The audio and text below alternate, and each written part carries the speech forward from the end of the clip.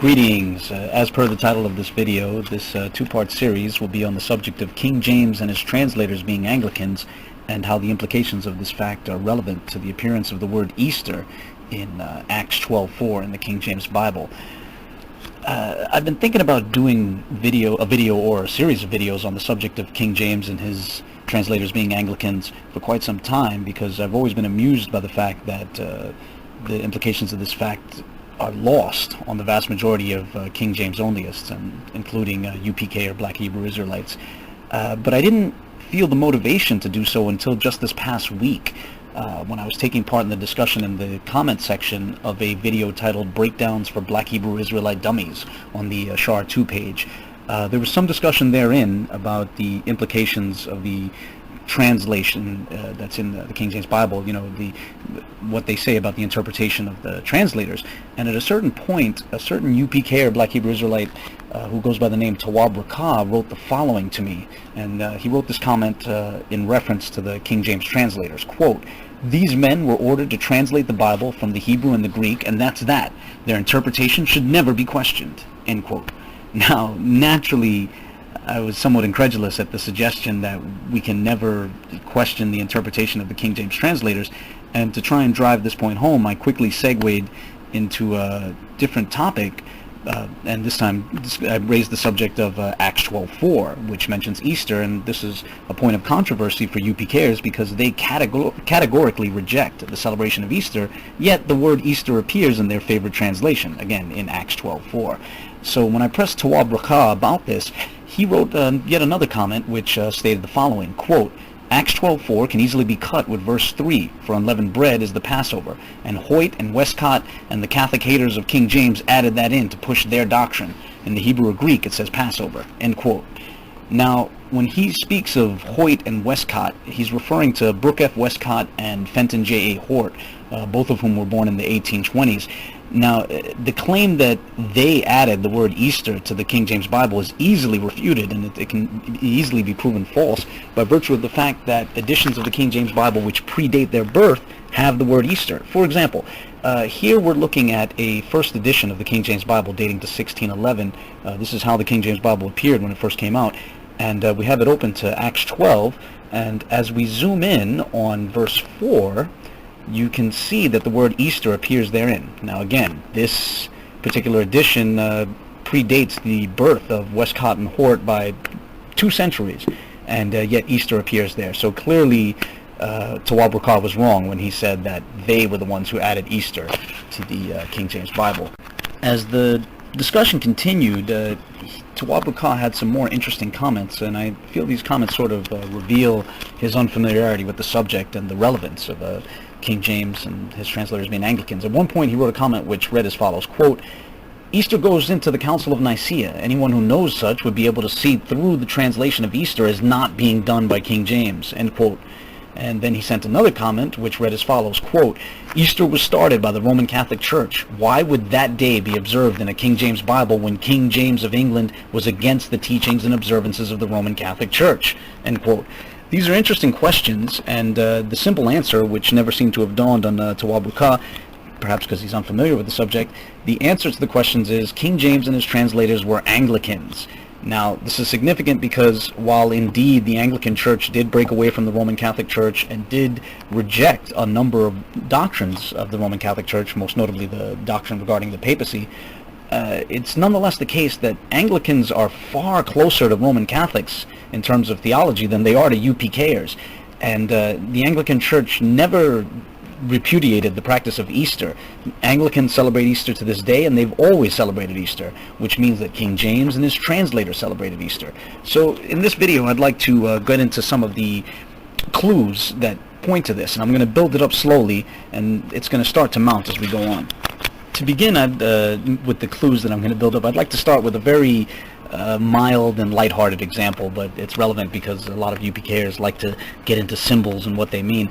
I'd like to take a look at the famous image of King James, the famous engraving of King James made by Simon van de Pas, which is the UPKers' favorite image of King James. They're constantly making appeals to it.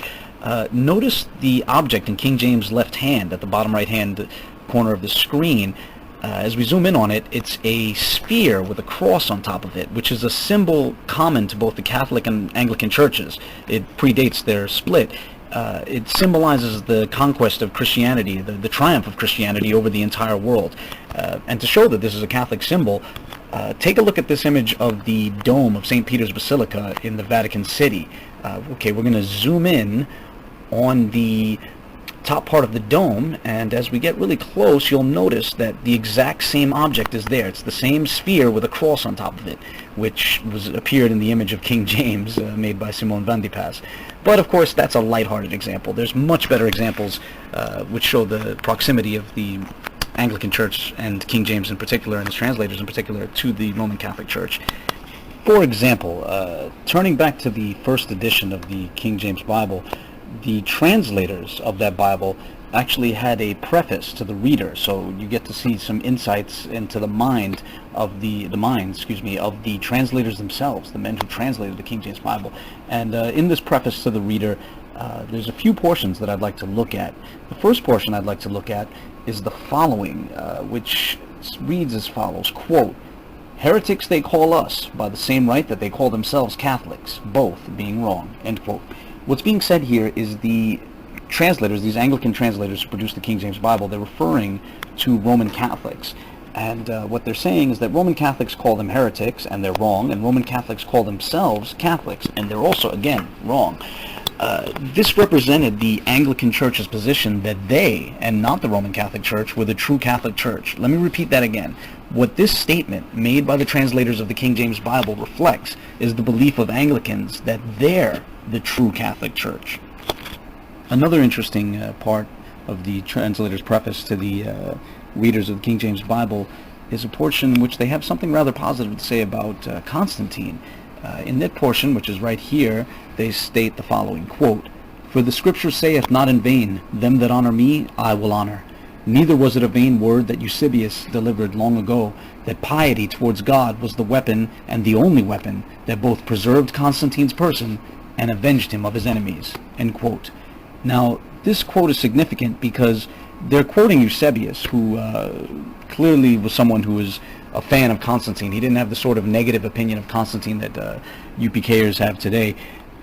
And the translators of the King James Bible seem to be echoing his sentiment.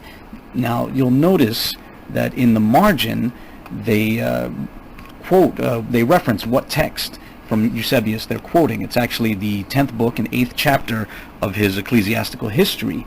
And that text, the relevant portion that they were alluding to, actually reads as follows, quote, "But God was the friend, protector, and guardian of Constantine, and bringing the plots which had been formed in secrecy and darkness to the light, he foiled them. So much virtue does the great armor of piety possess for the warding off of enemies and for the preservation of our own safety. Protected by this, our most divinely favored emperor escaped the multitudinous plots of the abominable man," end quote. We should really take into account what this shows us. It shows that the translators of the King James Bible were very much in line with the ancient Catholic Church in terms of its understanding of Constantine's role, in terms of its belief that Constantine was a pious emperor and a defender of the faith. Now, that alone should speak volumes about what sort of belief system the translators of the King James Bible had. Now, in part 2, I'm going to start to look into some of the writings of King James himself, which is going to bring this out even more and show that much like the translators of the King James Bible, King James himself considered himself a Catholic.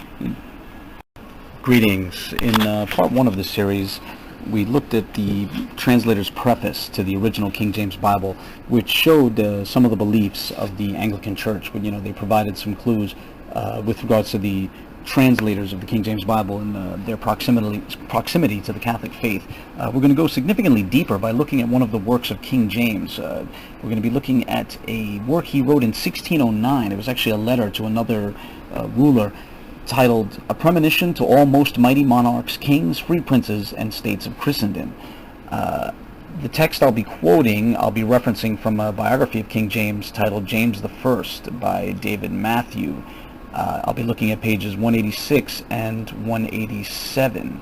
So in this work, there was a portion where King James describes himself And I think many people will find this most interesting. Here's how King James described his own faith.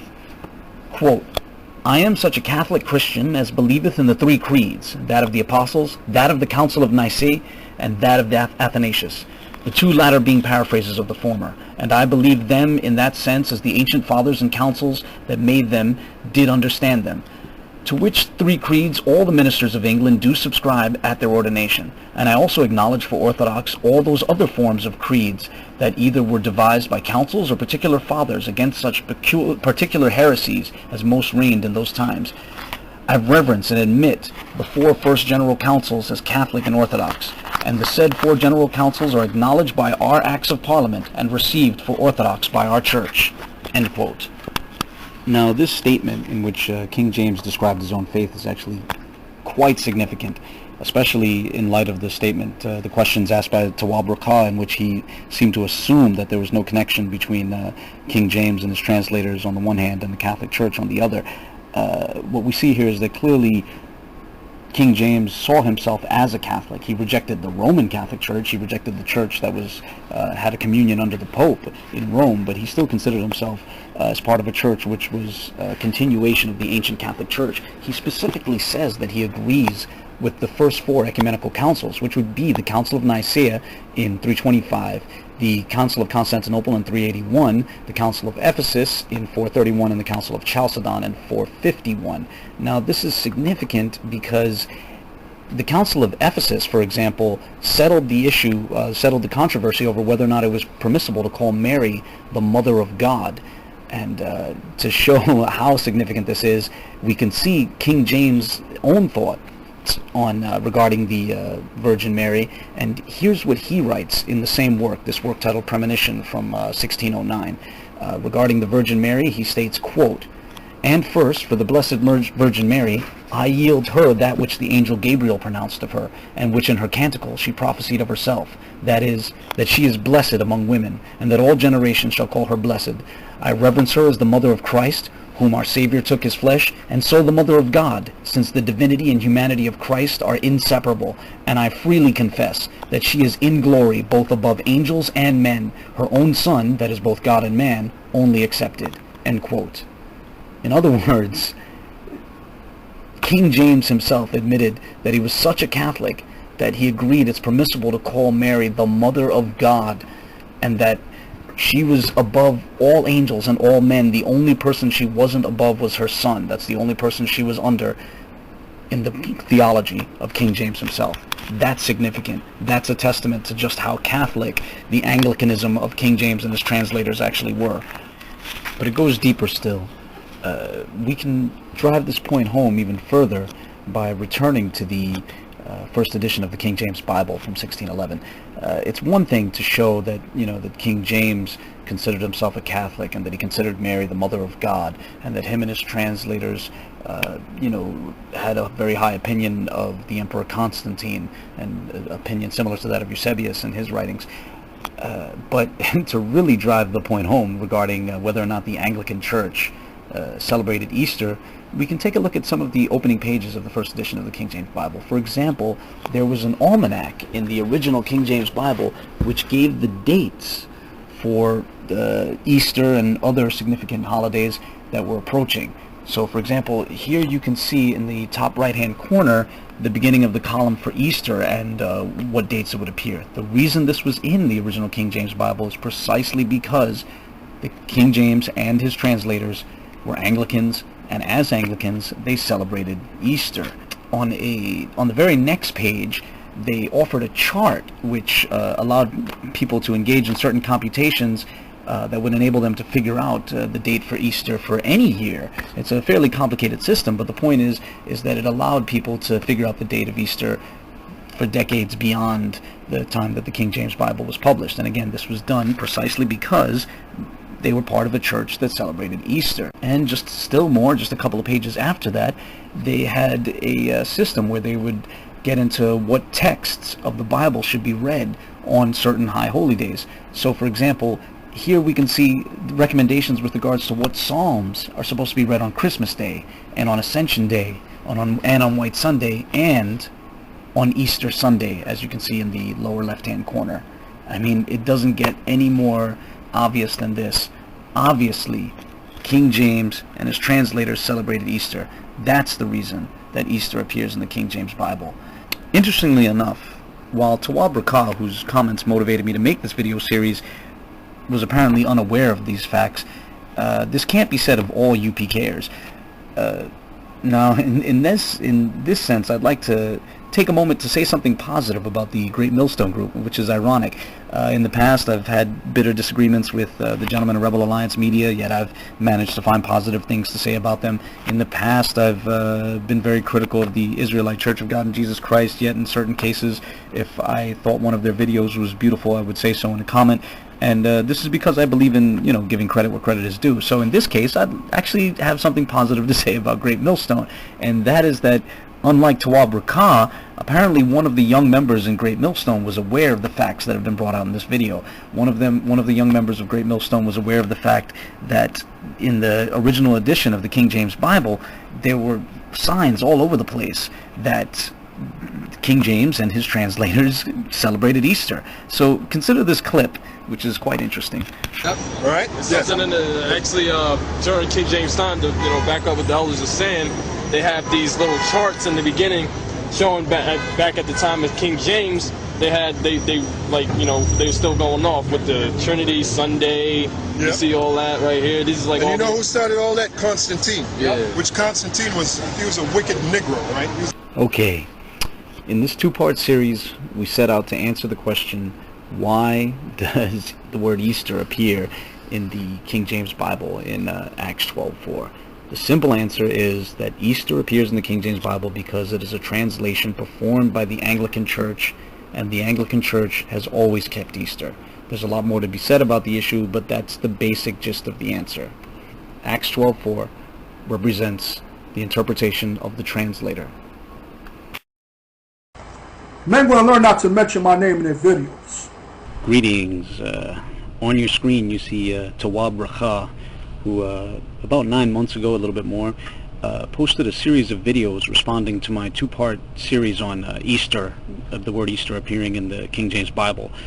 Listen to his conspiracy theory explaining why the word Easter appears in Acts 12:4 of the King James Bible and not anywhere else. Easter is in the King James Version Bible, but it's supposed to say Pascha, just like it does the other 20 times it's written. Only in Acts 12th chapter it says Easter. So one translator just went stupid. In all these different Gospels of the New Testament, here it is: Pascha, Passover, Pascha, Passover, Pascha, Passover, Pascha, Passover, Pascha, Passover, Pascha, Easter. Where the hell did Easter come from, man? Because it don't make no damn sense for Easter to be put in there. After it says Passover, the other damn 10, 15, 20 times is in the damn New Testament. And it says the same damn thing in Greek, Pascha.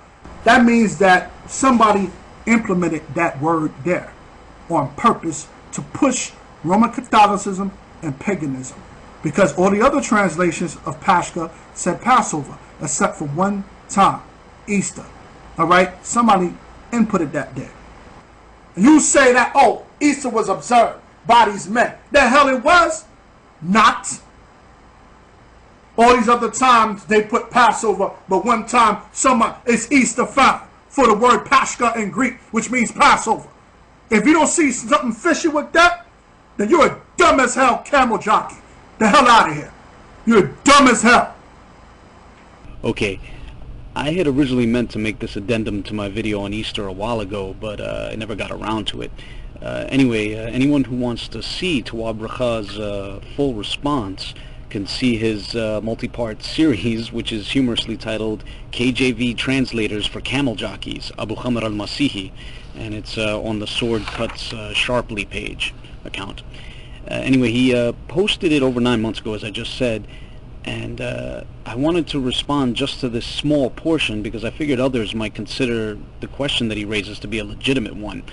Of his massive multi-part series, a lot of it was just speculation and a lot of rambling, with all due respect to him. But this particular question about the fact that the Greek word Pascha appears in the New Testament 29 times, yet the King James Bible translators rendered it Easter only once. The other 28 times they rendered it Passover. So the question is, why render it as Passover all those other times and only one time put it as Easter? So this video will attempt to answer that question without making recourse to the conspiracy theory that Tawab Rakha tried to employ. I'd like to begin by turning to the International Bible Encyclopedia. And turning to the entry on Easter, it's noted that the King James Version of Acts 12:4 merely followed the practice of certain previous translations of that verse. I share this simply to establish that employing the word Easter was not such an innovation at the time. This wasn't such a controversy. Other previous English translations employed the word Easter, so it wasn't so out of the ordinary for the King James Bible to employ the word Easter. Having said that, I'd also like to turn to the Hastings Dictionary of the Bible, and taking a look at the entry on Easter in that source, what we see is that the entry waves the word Easter off as a quote-unquote anachronism, meaning that it was the timing was wrong. They consider Easter to be a later development of the church, and therefore there should be Passover. Whatever the case, they treat this anachronism as having been inherited from earlier versions, which is also what appeared in the encyclopedia that we just looked at a second ago. So the point that I'm trying to make here, just by looking at these two sources very quickly, is that scholars don't resort to the conspiracy theory that Tawab Rakha cooked up. This is because scholars know that the presence of the word Easter in the King James Bible goes back to the very first edition of the King James Bible. Tawab Rakha claimed that the word was only added later, but he didn't offer any manuscript evidence documenting this change. For example, showing one edition that lacked it and then a later edition which suddenly had it. Because the reality is he has no manuscript evidence. Instead, he just offered pure speculation. Now, having established that, to understand why Easter appears in Acts 12:4 in the King James Bible, we need to turn back to the translator's preface to the readers.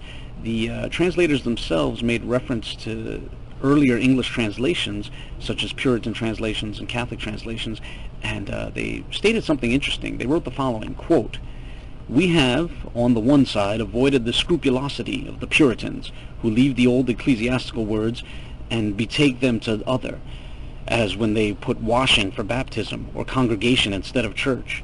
As also on the other side, we have shunned the obscurity of the papists in their azimes, tunicae, rational, holocausts, prepus, paschae, and a number of other such like, whereof their late translation is full, and that of purpose to darken the sense." End quote.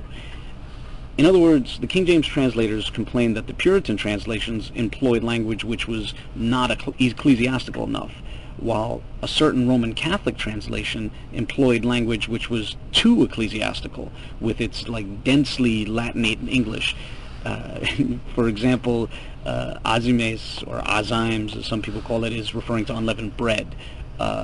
Holocaust is referring to burnt offerings. Prepus, for those who know Spanish, they'll instantly think of the word prepucio. It refers to foreskin, and Paschae refers to the Passover or Easter in the language of the relevant translation. The Catholic translation that the translators of the King James Bible were referring to was the Douay-Rheims translation, which was completed a couple of years before the King James Bible. Okay, here we see the old Douay-Rheims translation of the start of Acts 12. You can see that in verse 4 the word Pascha appears. Everywhere that the Greek word Pascha appeared in the Greek New Testament, the Douay-Rheims rendered it Paschae. So let's discuss the Greek word Pascha. The Greek word Pascha is a transliteration of the Aramaic word for Passover, which is pronounced roughly the same way. The Aramaic word is simply the Hebrew word Pesach with the definite article at the end. In Aramaic, the definite article takes the form of an aleph appended to the end of the word. Now, having said that, here's something which Tawab Rakha might not be aware of. The Greek word Pascha is also the Greek word for the Christian holiday which English speakers call English. And this is also the case in ecclesiastical Latin. In other words, in Greek, the word for Passover is Pascha, And in Greek, the word for the Christian holiday called Easter in English is also Pascha, and this is also the case in ecclesiastical Latin. The word Pascha can refer to the Jewish Passover or the Christian holiday, which is called Easter. So it's the same word for the Jewish Passover and the Christian holiday. This is the case with actually most languages. For example, in Spanish, the word Pascua can refer to the Jewish Passover or the Christian holiday that we call Easter in English. This is why, for example, in Spanish one might say specifically Pascua de Resurrección, to establish that this is the Pascha of the resurrection, or Pascua of the resurrection. And that is what the holiday called Easter in English is supposed to be, the Passover reinterpreted in light of Christ's resurrection. The Pascha of the resurrection is only called Easter, quote-unquote Easter, in Teutonic languages or Germanic languages. For example, aside from English, in German it's called Oster, or Ostern. Apparently the old Teutonic or Germanic calendar was a lunar one, or a lunar solar calendar, but in part a lunar calendar. The months started with the new moon. And the Christian Pascha, the holiday of the church called Pascha, continuously fell in a month on the Teutonic calendar, which was named Oster, which was named after some sort of goddess worshipped by Germanic pagans. Therefore, because Pascha continuously fell in a month named Oster on the Teutonic calendar, the holiday came to colloquially take on that name amongst the people who spoke these Teutonic or Germanic languages, such as English speakers and German speakers. So now, having established this, let's return to the Greek word Pascha. Recall that the King James translators were part of the Church of England, which celebrated the Christian Pascha, or the holiday now called Easter. So imagine their situation. When they looked at the Greek text of the New Testament and saw the Greek word Pascha, they had to determine if it was referring to the old Jewish Passover, which is called Pascha in Greek, or the Christian Pascha of the resurrection, which again is called Pascha in Greek. And again, this is a Pascha which is reinterpreted in light of the resurrection of Christ. At first glance, that might strike some as absurd, but note the following fact. The word Pascha appears in the New Testament 29 times. Acts 12:4, however, is the only clear reference to the Pascha being celebrated as a celebration that happened after the resurrection. And that's the sense in which the verse is unique for the King James translators. Remember, Tawabraka's question, and it was one of incredulity, is why do we have 28 of the 29 instances where Pascha appears being translated as Passover, yet just one time it's translated as Easter? What's unique about that one verse? Well, that's what's unique about that one verse, is that it's a celebration of the Pascha after the resurrection. With the exception of 1 Corinthians 5:7, which calls Christ our Passover, all other verses in the New Testament, aside from Acts 12, which employ the word Pascha, are referring to the holiday before the resurrection. Therefore, all those instances can't possibly be the Pascha of the resurrection. So, thus, all those other instances had to refer to the Jewish Pascha, called Passover in English. It can't those other 28 instances can't refer, well, 27, not counting 1 Corinthians 5:7.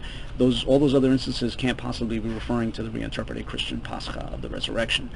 Now, I should note that I'm not presenting this as a line of reasoning that the viewers will find persuasive. I'm merely explaining the line of reasoning employed by the translators of the King James Bible.